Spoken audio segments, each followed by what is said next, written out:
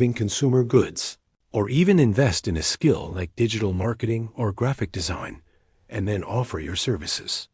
The key isn't the $500 itself, but how you leverage it. It's about smart investments, hard work, and reinvesting your profits. So, can it make you rich? Not instantly, but can it be the first critical step on your journey to wealth? 100%. What would you do with $500? Drop your ideas in the comments below. Don't forget to like and subscribe.